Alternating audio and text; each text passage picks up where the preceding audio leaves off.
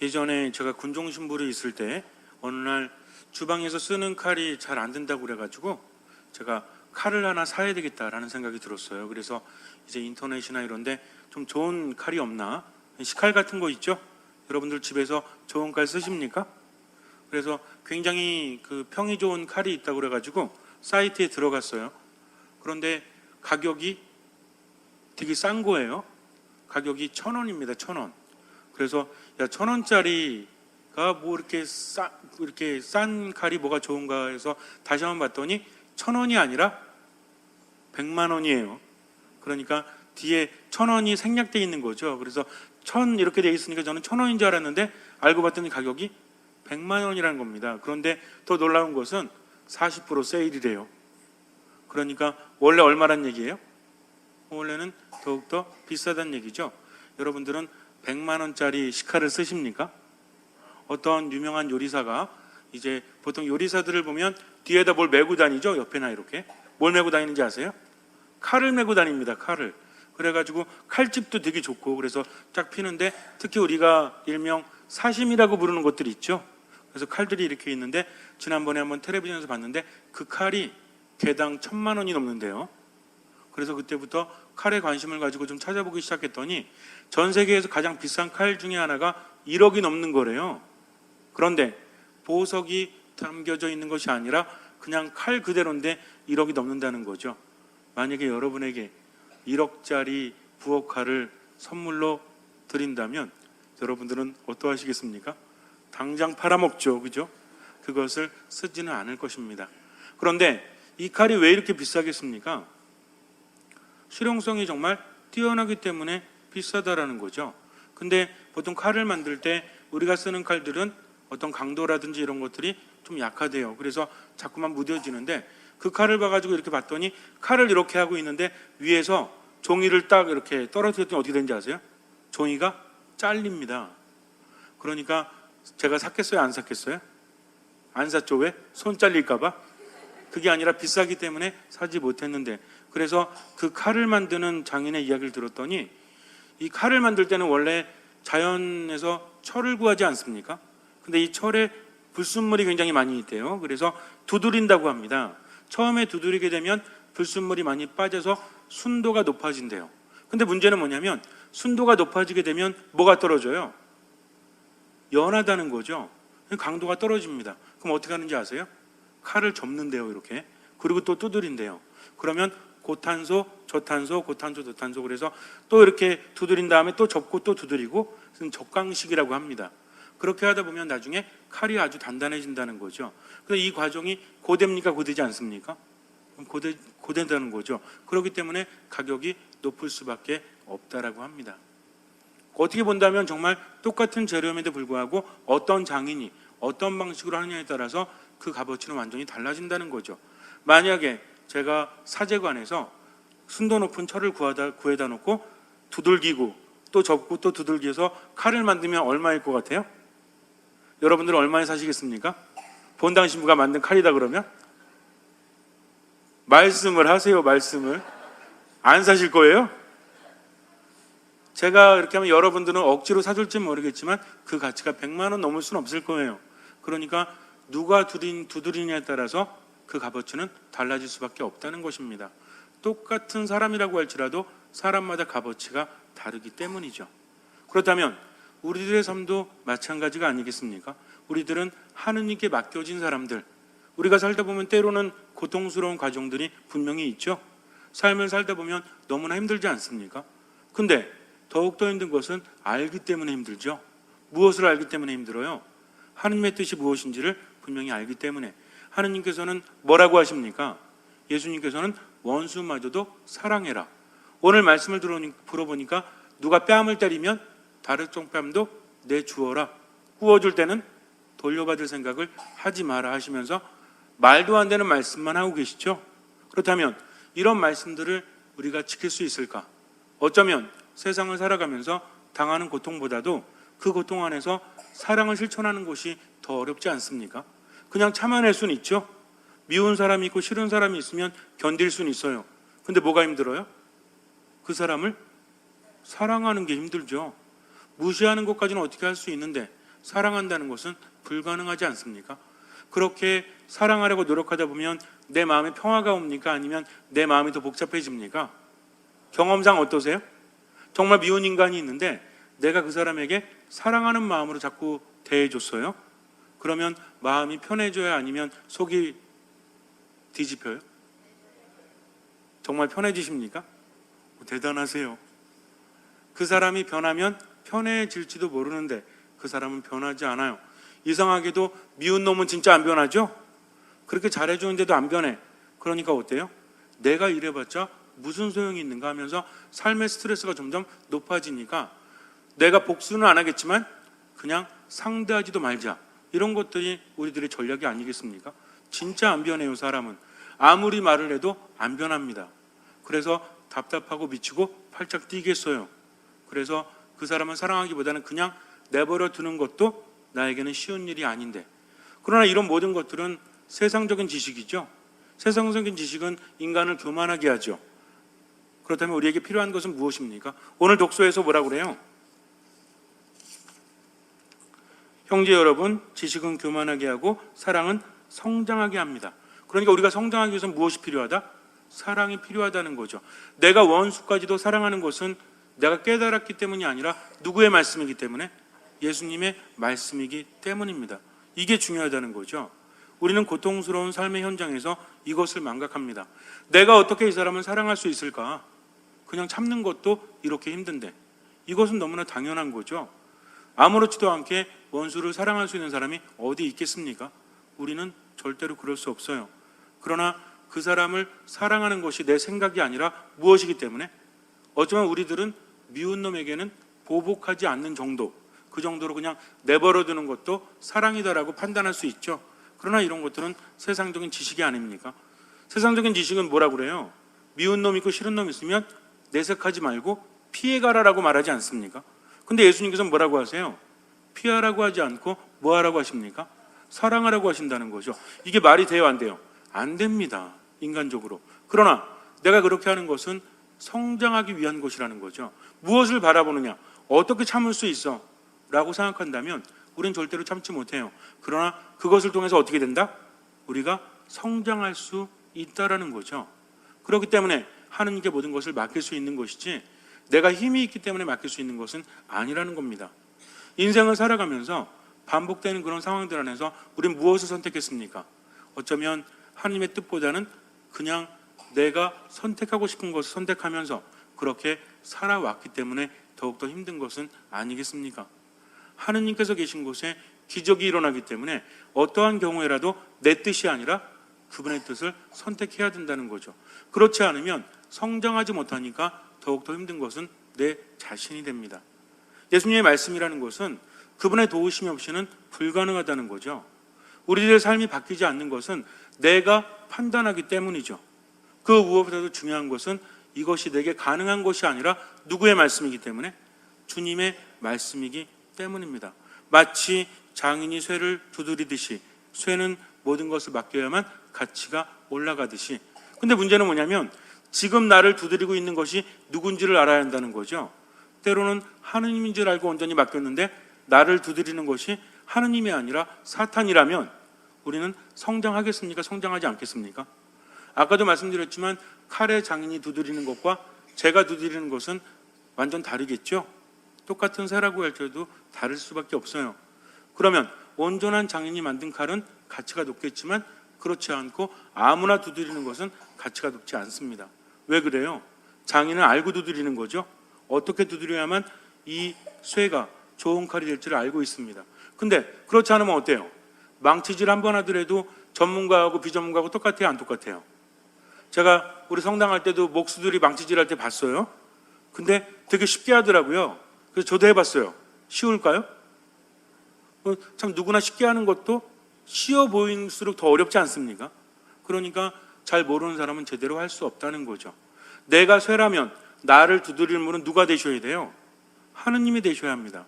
이게 중요하다는 거죠. 근데 하느님이 아니고 다른 이가 나를 두드리게 되면 결국은 고통은 고통대로 당하고 남는 것도 아무것도 없고 성장할 수도 없다는 거죠. 근데 어떻게 구분할 수 있죠? 고통 가운데 있는데 지금 나를 두드리는 것이 하느님인지 아니면 다른 존재인지는 어떻게 알 수 있어요? 모르면 그냥 맡기면 돼요? 운에 걸고? 하느님이 계신 곳, 하느님이 계시지 않는 곳은 극명하게 구분되지 않습니까? 어떻게 구분되죠? 내가 지금 고통당하고 있는데 여기 무엇이 있다면? 그렇죠. 사랑이 있다면 지금 나를 두드리시는 분은 누구예요? 하느님이시라는 겁니다. 고통은 두 가지가 있어요. 왜 이렇게 짜증이 나지? 왜 이렇게 힘들지? 왜 이렇게 분노가 일지? 그 자체로 힘들어하는 것이 있는가 하면 때로는 이 짜증을 참아야 되는데 사랑하기 때문에 힘든 것도 있죠. 똑같이 힘들다는 겁니다. 그러면 어느 때 하느님께서 계십니까? 똑같이 힘들어도 사랑하기 위해서 힘든 곳에 하느님께서 계시다는 거죠. 그래서 내 안에 사랑이 있다면 이 고통은 하느님의 두드림이지만 사랑이 없고 분노나 원한이나 짜증이나 미움이나 시기와 질투가 있다면 이것은 하느님이 계시지 않는 누가 두드리고 있는 거예요? 사탄이 두드리고 있다는 거죠. 결과는 완전히 달라지지 않습니까? 그래서 나는 판단하지 않고 온전히 맡길 수 있는 것이죠.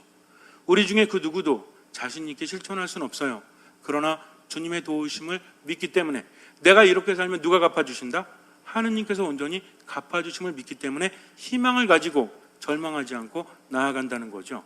그래서 오늘 복음에는 굉장히 중요한 말씀이 나오죠. 사랑이란 무엇입니까? 사랑이라는 것은 가장 중요한 게 그냥 행동으로 해주는 게 사랑이 아니에요. 진짜 사랑은 무엇이죠? 그렇죠. 사랑의 황금률이라고 하는데 오늘 복음에 나와 있죠. 무엇입니까?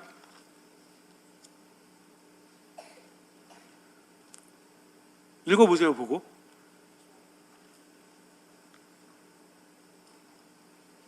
자, 시작.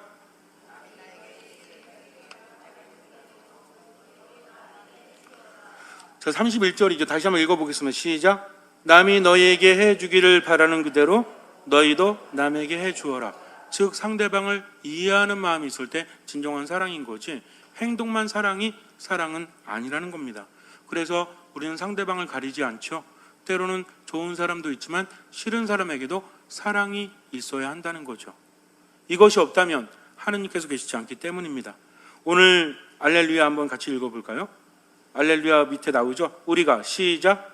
우리가 서로 사랑하면 하느님이 우리 안에 머무르시고 그분 사랑이 우리에게서 완성되리라. 즉 이것을 풀어서 설명하면 사랑이라는 것은 뭐죠? 남이 내게 해주기를 바라는 그대로 내가 남에게 해줄 때 그 사랑 안에 하느님께서 계시고 사랑은 완성되어진다는 겁니다. 우리가 사랑을 실천하는 것은 사랑이 있을 때 하느님께서 내 안에 계시기 때문이라는 거죠. 아무리 힘들어도 이것만큼은 잊지 말아야 돼요. 근데 내 스스로 판단하고 내 스스로 행동하게 되면 사랑이 없다면 그 안에 하느님께서 계시지 않기 때문에 결국은 나는 더욱더 힘들어집니다. 내가 힘든 것은 남 탓이 아니라 내 안에 무엇이 없기 때문에? 사랑이 없기 때문에. 그래서 우리들의 삶의 기준은 앞으로 무엇이다? 내가 말할 때도 행동할 때도 무엇을 할 때도 무엇이 있는가 없는가? 그러면 사랑이 있다면 상대방에게 뭐부터 변할까요? 제가 여러분들에게 늘 강조하죠. 뭐 관리를 잘해라. 그렇죠. 피부 관리 잘해라? 이런 거 아닙니다. 표정 관리를 잘하라는 거죠. 내가 상대방을 바라볼 때 내 표정 안에 사랑이 담겨있지 않다면 이기적인 사랑이죠. 우리는 뭐에 영향받아요? 사람들에게. 뭐 부부 간에도 가족 간에도 친한 사람 사이에서도 뭐에 영향받죠? 이 사람이 나를 사랑하는지 안 하는지 대략적으로 알 수 없죠.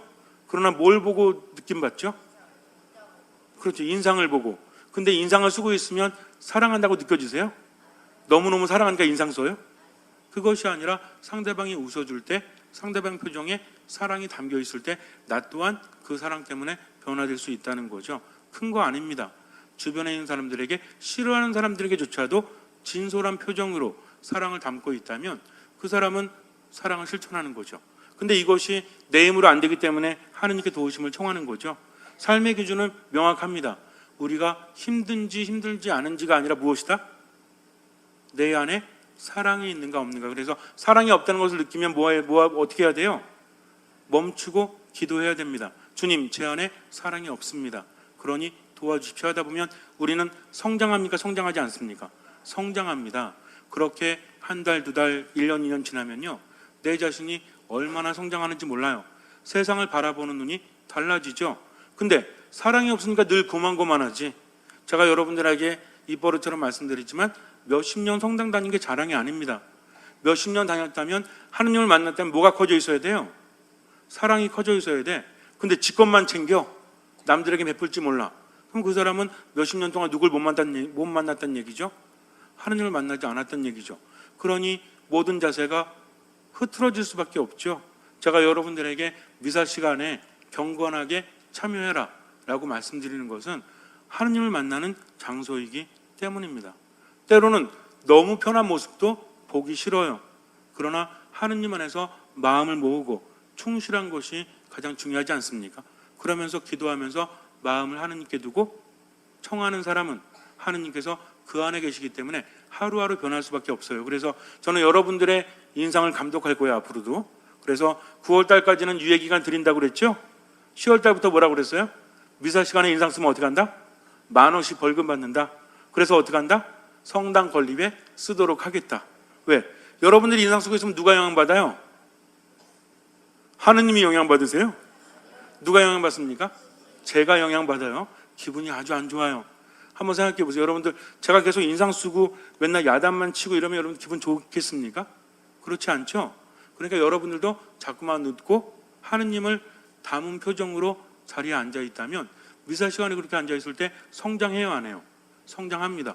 제가 바라는 것은 그렇게 하면서 서로 살리자는 거죠. 그럼 우리 마음속에는 사랑과 연관된 것들이 생겨나게 돼요. 마음이 자비로워집니다. 또 마음이 편안해져요. 그러다 보면 사람을 살리겠어요, 죽이겠어요? 사람은 살립니다. 사랑만 있다면 모든 것들이 돼요. 오늘 복음 보세요. 예수님께서 마지막에 말씀하셨죠. 남을 심판하지 마라. 그러면 너희도 심판받지 않을 것이다. 억지로 심판하지 않는 것이 아니라 마음속에 사랑이 있으면 남을 심판합니까? 심판하지 않습니까? 남이 내게 해주기를 바라는 그대로 해주는 사람이 남을 심판할 리가 없죠. 또 마음속에 자비로우면 어때요? 우리 속이 베베 꼬였을 때나 남들 심판하지. 그런 거 있잖아요. 야, 들었어? 아이고, 또 세실리아 자매가 이랬대. 그러면 내 그럴 줄 알았지. 고년이. 이건 뭐예요? 결국 심판하는 거죠. 마음에 뭐가 없는 거예요? 사랑이 없는 겁니다. 사랑이 없으면요, 남에 대해서 좋은 점을 이야기하겠습니까? 아니면 헐뜯겠습니까? 사랑이 없으면요, 우리 안에 누가 지금 망치를 들고 있다고요?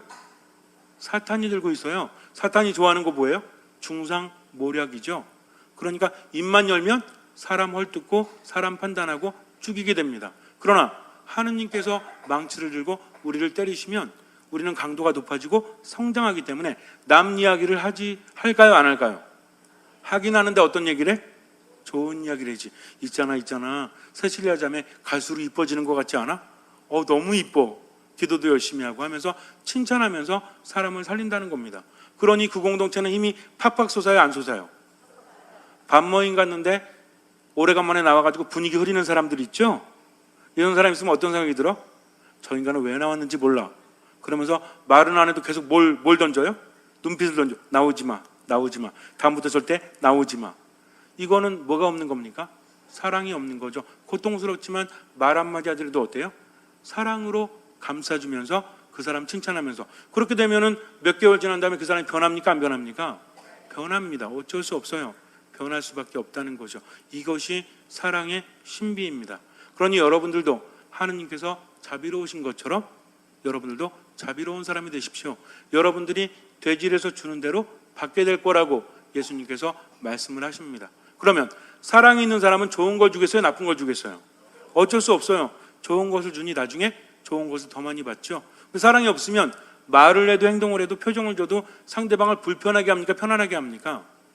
그럴 땐 나중에 누구에게 돌아온다? 내게로 돌아온다는 거죠. 그러니 우리는 뭐 해야 됩니까? 사랑해야 한다는 거죠. 잊지 마세요. 잠시 눈을 감으세요. 어떤 경우든 사랑이 있나 없나를 먼저 생각하십시오. 사랑이 없다면 모든 것을 멈추고 기도하십시오. 그리고 하느님께 도우심을 청하십시오. 사랑을 하다 보면 자비로운 사람이 됩니다. 그렇게 되면요, 첫 번째 변하는 것이 남들에 대한 판단이 달라져요. 옛날에는 미운 놈 천지였는데 이제는 모든 것들이 다 사랑스럽죠. 그럴 수도 있지, 인간이 나약한데 하면서 허물을 덮어줍니다. 근데 사랑이 없어지면요, 험담부터 시작해요. 모이면 못마땅한 것을 이야기합니다. 그러니 그 사람 안에는 사랑이 없고 하느님도 계시지 않으니까 기적도 일어나지 않습니다. 모든 것을 주님께 맡기십시오. 말을 해도 행동을 해도 표정을 지어도 사랑을 담아서 노력하십시오. 힘들면 멈추고 기도로 도우심을 청하십시오. 주님께서는 그 믿음을 보시고 우리를 성장하게 하시고 우리 삶에 놀라운 기적을 일으켜 주실 것입니다. 아멘.